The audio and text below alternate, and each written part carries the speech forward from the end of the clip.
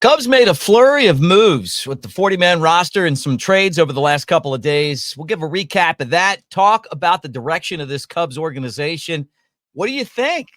These moves, you think they're going to pay off? Seem like kind of small moves, but at the same time, you got to do something to fix this team that hasn't been in the postseason for a while and hasn't won a postseason game since the year after they won the World Series.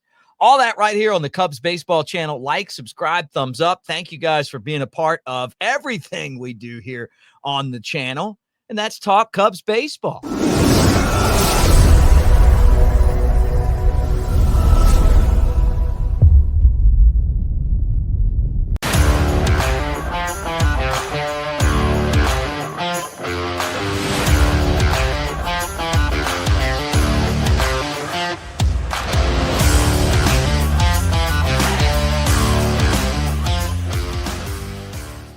What do you say, everybody? Mick Gillispie, longtime Cubs fan, longtime part of the organization, and someone that loves the Cubs just like you guys do. So thank you for being here to hang out at Broadcaster Mick on the socials, and it is always a pleasure to talk about the Cubs with you. All right, so yesterday we got on here, breaking news. Cubs made a trade. And the trade was they got right-hander Eli Morgan from the Cleveland Guardians. He was part of their league best bullpen. And they gave up a young up-and-coming outfielder by the name of Alfonso Rosario, who was a power guy. Ton of extra base hits, only 1 year of professional baseball, full season anyway. Struck out a ton. But 16 home runs, 73 runs batted in, 230 batting average, had a bunch of extra base hits. And he's someone that Cleveland felt like, look, we're maybe this is the next Manny Ramirez. It's these trades are so tough because these guys are so young. You know, what you're talking about, a guy that played for legendary manager Buddy Bailey in Myrtle Beach last year. You know, what's that going to look like in 2 or 3 years? Obviously, their scouts feel like that Rosario is going to be someone to keep an eye on. And I think Cubs scouts knew that as well. But to get major leaguers that are ready to perform, you got to give up talent. And that's certainly what happened here. And I wouldn't be surprised if the Cubs don't trade more of the minor leaguers that they have. And was a little surprised, honestly, that they didn't trade some players that were in AAA just because they have a logjam in that category. But maybe that's not what the Cubs were willing to do, or maybe that's not what Cleveland wanted. Anyway, we kept wondering if the Cubs and the Guardians were going to make a trade at the deadline last year. No, Cleveland stayed pat. They ended up winning a bunch of games, getting into the playoffs. So when they bring in Morgan, he'll have playoff experience as well. And, you know, it's tough to be a Guardians fan or whatever they're called because it's hard to get behind a team that gets rid of its players because of money. Now, I don't necessarily know this was totally because of money. I mean, it's not like Morgan is going to be a real drain on the bank account. He's under protection, or the Cubs have him under contract for the next couple of years, and he's going to be arbitration eligible, and the guy's going to make, $1 million or somewhere in that range. So he's not a hard thrower. That's something. He has a great changeup. He's got swing and miss stuff with his slider. And he's kind of one of those secondary pitchers that brings a lot to the table. And that's why he had such a great year last season. And you talk about great year, 42 innings. He had a 1.93 ERA in that Cleveland bullpen. He's 28 years old.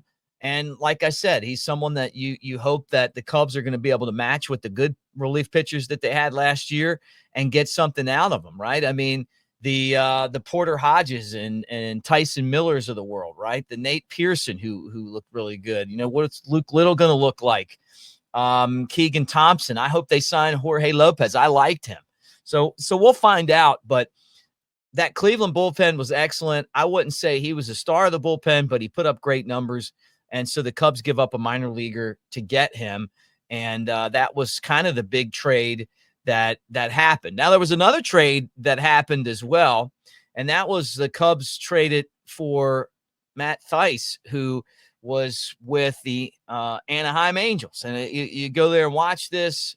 He was the backup catcher there. You're talking about a guy that was an infielder and then he was a catcher. Isn't what I would call a superstar hitter, but is a guy that can do some things at the plate. I mean, he's not an automatic out. Although when you look at him statistically, it's not like he's hitting the cover off of the ball. But he's from Jackson, New Jersey. He's a 29-year-old. He's been with the Angels his entire career until now, and and obviously, being traded, he's a member of the Cubs, but played some third, played some first base. Mostly the Cubs are going to need him to be a catcher. That's what he did predominantly in 2024. But the Angels, basically, when they went out and signed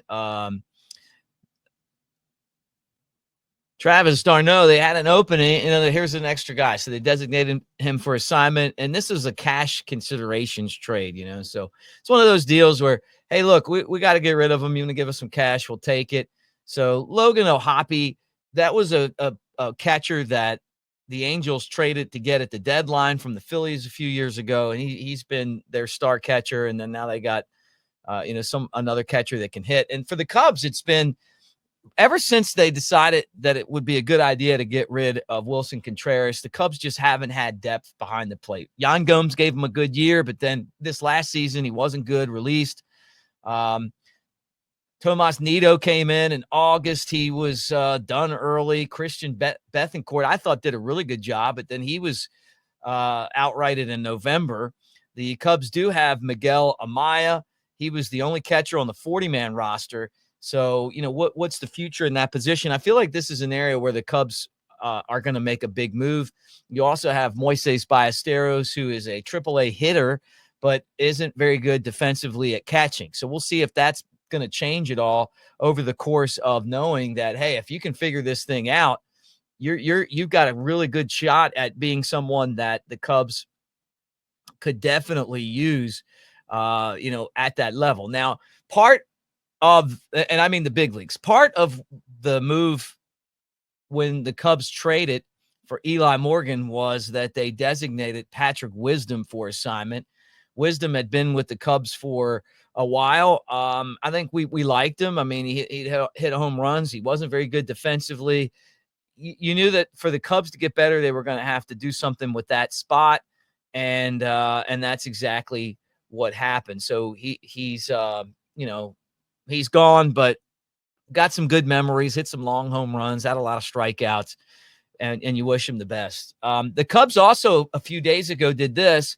They added Owen, Caissie, and Ben Cowles to the 40-man, and they sent Brennen Davis off the 40-man, and they designated Adbert Alzolay for assignments. So think about that. Like, when that happened, it was kind of like, whoa. Here's Brennen Davis, who was for a while considered the Cubs' top prospect. I was never bought all the way in on Brennen. I like him. I like the way that he plays the game, but I just didn't see that superstar stuff that you see when Owen Caissie hits the field. That there's just he makes the game look easy, Owen Caissie.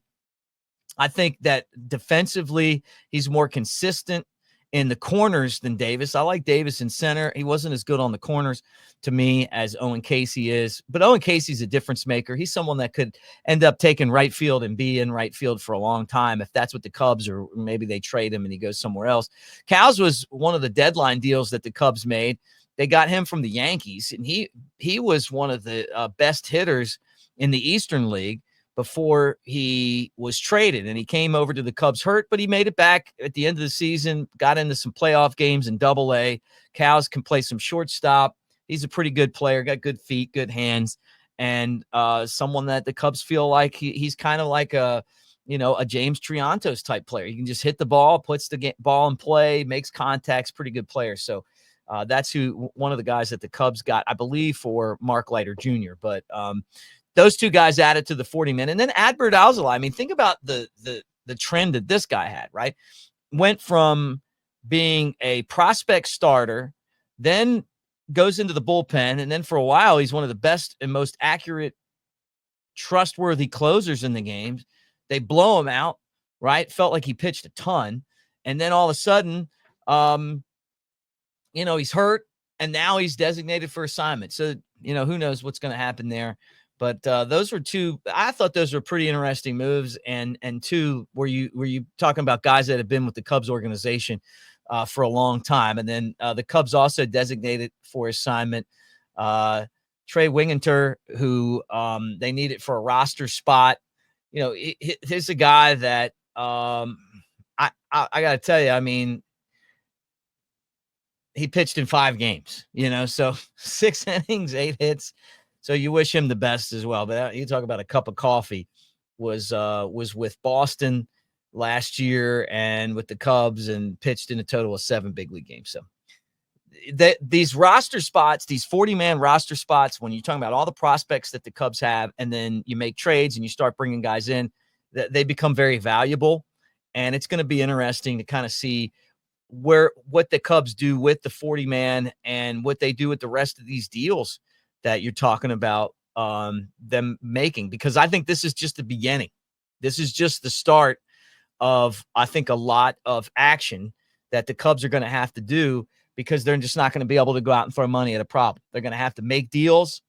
And every time you make a trade, you hope you're not giving away a future star, to get like a middle relief pitcher. But at the same time, think if the Cubs would have had a better bullpen last year, we wouldn't be talking about a team that was 83-79 back-to-back seasons. They blew a lot of games with that bad bullpen. All right, thanks for hanging out, guys. We'll get together and do it again. Something else breaks, we'll jump on and talk about it. But it's fun. This is that time of year, that hot stove time, where we get to get on here and see what they're going to do. And we're pulling for Jed Hoyer in that front office to make the moves to make the Cubs a contender again. But we'll talk to you in the comments section. Thanks for hanging out with us, and have a great day. Go Cubs.